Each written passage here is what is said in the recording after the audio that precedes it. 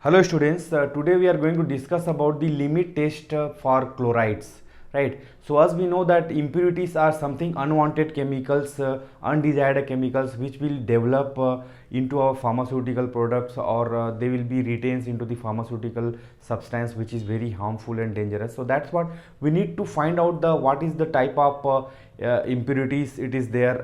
So in that today we are going to discuss about the limit test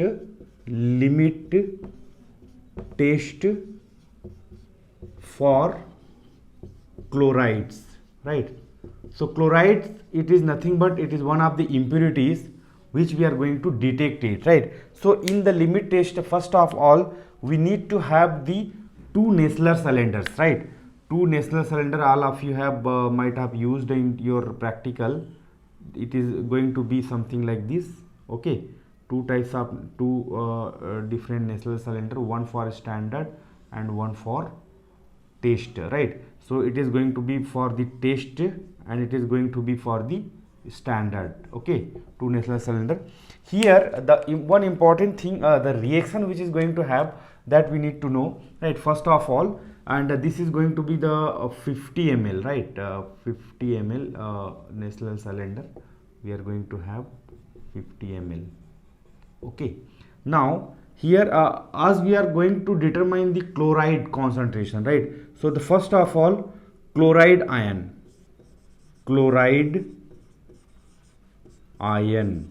okay, it is going to react with the silver nitrate. This is something what we are going to add, silver nitrate, okay, and in the presence of HNO3, right? It is nothing but nitric acid, okay. Now what is going to form here? Silver and chloride, they are going to form here AgCl, right? Silver chloride plus what is going to, that nitrate ion, NO3, this is called a nitrate ion, it is going to form, okay. So now this is the main reaction which we are supposed to practice and we have to write compulsory, okay. In the case of testing, when we are going, what we do is, first of all, in these two category, what you call Nestle cylinder, what we are using, in the both the case, in the test or in the what you call standard, in both the case, what we are going to have here, the first sample means whatever the sample where we are going to detect the chloride ion, it is there or not. Sample plus water, first we will do here the first point, okay. Sample plus water.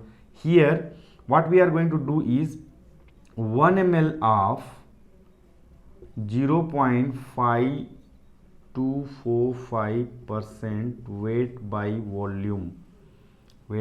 volume sodium chloride, because this is the standard impurity, right? Where chloride ion we are going to detect, so standard impurity we are going to load or into that standard Nestle cylinder, okay.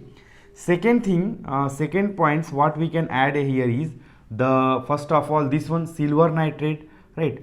So 1 ml of silver nitrate we are going to add in the test, okay. And in this side also 1 ml of silver nitrate we are going to add in the standard, okay. Now since HNO3 in the presence of nitric acid, only this reaction is taking place, okay. So we need to give the HNO3 also, right? So the third point what we can add here is, again after adding the 50 ml of here, 1 ml of nitric acid we are going to add HNO3, and here also 1 ml of nitric acid we are going to add. The fourth point what we can do is the make up the volume. Okay, the fourth point, make up volume 50 ml by water. Here also 50 ml water we have to complete. Okay, till here whatever the portion it is remains, that we are going to fill with the water. Okay. Now we have to allow it to stand for 5 minutes. Yes, right, both in the both the case, allow